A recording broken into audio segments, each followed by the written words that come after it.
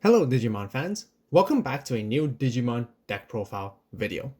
So today we got something a little bit more than just a regular deck profile. We actually got top 32 playing the Imperialdramon deck at an event with over 500 players.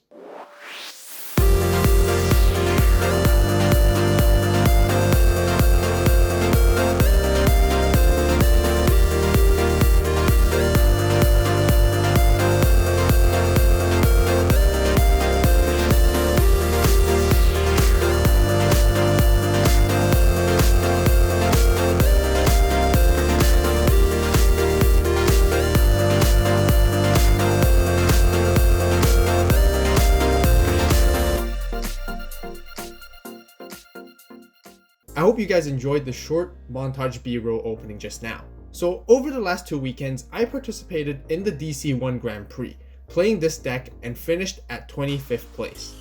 Now, some of you guys may be thinking, top 32 is really not that impressive. And do you guys know why we didn't make it to top 8? That is because you haven't subscribed to the channel yet. By subscribing and turning on that notification bell, you will get to see all the newest and latest Digimon content on the channel. And perhaps that would even help us achieve top 8 in the next event. And if you want to see even more Digimon content and videos, give this video a like, as I greatly appreciate the support. We also just received our prizing, so we're definitely going to be opening them as well. We're going to start off with the Imperialdramon set of goodies. The Imperialdramon Dragon Mode set comes with a playmat and a set of 50 sleeves. And right here we have the Imperialdramon Secret Rare alternative art from BT5, which is used for our playmat. Just so you guys know, the card is not included, but I'm just using the artwork as reference. The full artwork and the dark theme of the illustration is just stunning, which works perfectly well. We of course have the sleeves with the exact same artwork as well to match up with the entire set. Of course, we'll be using this mat for the rest of the video. We'll also have another box which contains a bunch of other cool stuff along with our exclusive top 32 prizing. And we will get into that later, as I'm very sure you guys would like to see the deck profile first. Imperialdramon has always been extremely strong. It has power, speed, and aggression unlike any other decks out there.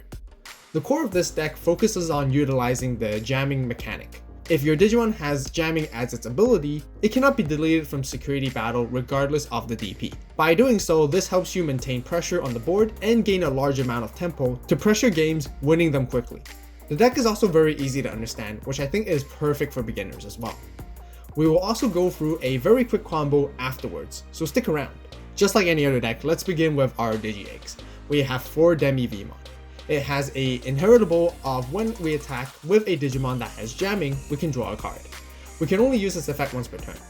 Since the whole deck focuses on jamming, drawing cards from this effect happens very often. Now, I would actually only stick to 4 Digi-Egg cards for this particular deck, as a very good Imperialdramon player once told me, keep it consistent. Ben, if you're watching this video, shoutouts to you. However, if you really want to play a 5th Digi-Egg, I would recommend the other Demi-Vmon from BT2 or Upamon from BT1. For the level 3s, we play 4 Vmons that have jamming. This card can help you get early swings into security, giving you a great head start, as it can also let you draw 1 card when you have Demi-Vmon underneath it. We then play 2 other Vmons, which has a inherited effect of once per turn. During your turn, if this Digimon becomes unsuspended during your main phase, draw 1 card. We will elaborate slightly more just in a bit, since this card works very well with the Mega Digimon we play. Right here we have 2 Gabumons that lets us draw 1 card on play. We also have 2 Syakomons that mitigates our opponents from reducing Digivolution costs. This would mainly slow down green decks with Digisorption. We then have 2 Elecmons and Gomamons as our 2 cost vanillas. The reason why we play 2 of each instead of 4 of 1 copy is because it slightly helps with concealing public knowledge with our opponents trying to analyze or calculate ratios of how many we play.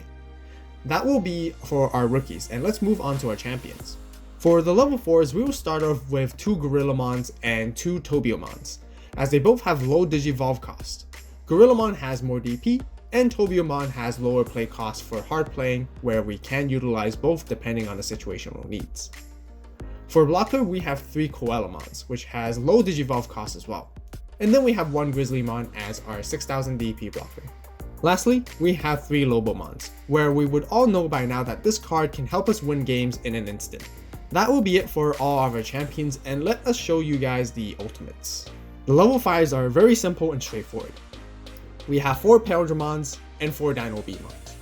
Both Imperialdramon and Dinobemon can digivolve from either blue or green Digimon for a cost of 3, and both of them also have jamming. Imperialdramon offers an inherited effect of once per turn, attacking with a Imperialdramon, we can unsuspend it, which is extremely good. Dinobemon on the other hand does not have an inherited effect, but it does have piercing, which is very handy in taking out lower DP Digimon, and doing so we can have an additional security check at the same time with its piercing along with jamming. That will be it for the ultimates, and let's move on to the megas. For the level 6 megas, we have 4 Imperialdramon Dragon modes, which is our boss monster of the deck. It has a digivolve cost of 5 and can be digivolved on top of a blue or green Digimon. However, if you digivolve it from Imperialdramon or Dinobemon, you can reduce the cost by 2. Imperialdramon Dragon mode has jamming. Its when digivolving effect allows you to unsuspend all of your Digimon that has jamming, including itself. This allows you to reset attacks, making it ever so powerful. Next, we do play 1 Nidhoggmon as our other level 6. Since we have Dinobemon, which is green, it can actually work very well along with this deck. Nidhoggmon is a great source of mass removal.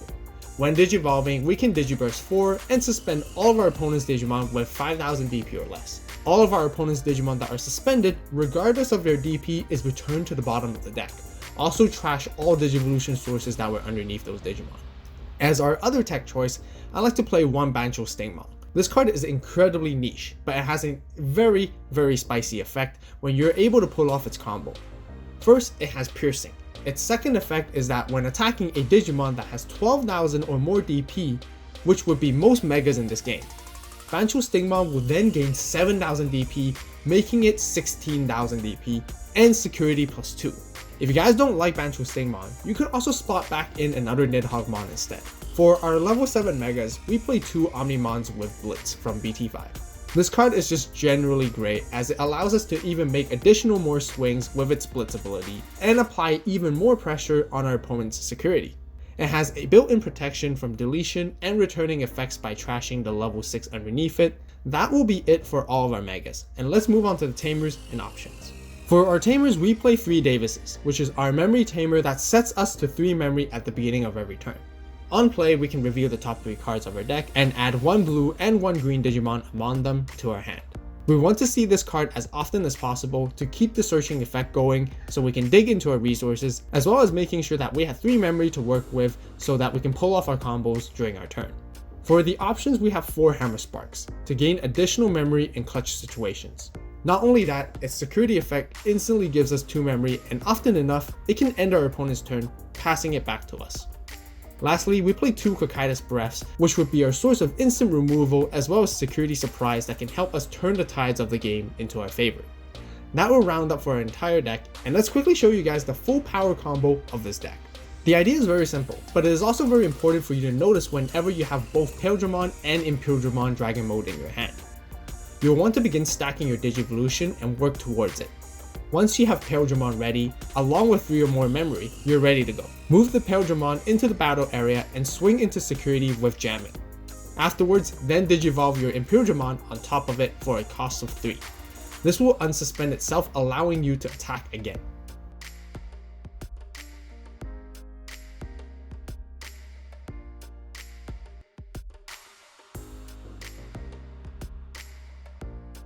This time, attacking with Imperialdramon, you can trigger Imperialdramon's inherited effect, which will unsuspend your Imperialdramon Dragon mode once more. And then you can attack once again. This will give you 3 total swings, giving you a huge lead in the game.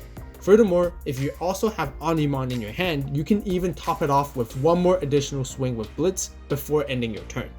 This full combo will basically give you 4 attacks in total, which mainly means that you can attack up to 4 securities. Therefore, your early game goal is to chip off 1 or 2 securities to help set yourself up into winning the game with this one-shot combo. That will wrap up for my very own top 32 Imperialdramon deck profile for today. What do you guys think about the deck? Do you guys have any suggestions or other recommendations? Be sure to share your thoughts and ideas with everyone in the comments down below. Now back to the moment that we've all been waiting for. Let's open up the rest of the prizing. For the DC-1 Grand Prix VMon participation set, we also get a playmat, but this time it features the O-Force VDramon evolution line. The design is very nice, which is also quite different compared to the Imperialdramon one.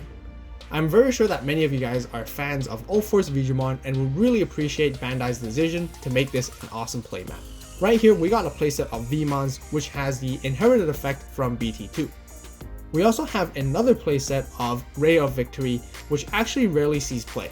Both cards are really cool looking as they have the DC-1 Grand Prix logo printed on them. Then we have a full set of 50 sleeves to go with our playmat, which also features All-Force Digimon, this time alone. Now for the top 32 exclusive pricing, as we always like to save the best for last. We have a Digimon and Arrow Digimon from BT2. These artworks here are exclusively from the DC-1 Grand Prix event. Once again, both cards have the DC-1 Grand Prix logo printed on them, but the production on these cards are on a whole other level. The cards have a metallic shine to it, as well as pattern textures engraved onto the surface. It almost looks very similar to Ultimate Rares and Collector's Rare from Yu-Gi-Oh! Not only that, the textures from the two cards are also designed very differently, which really shows the effort and detailed thoughts put behind it. That will wrap up all of it for today's video. If you guys enjoyed it, be sure to give it a like. Also, don't forget to subscribe and turn on that notification bell to stay tuned for more Digimon deck profiles and videos.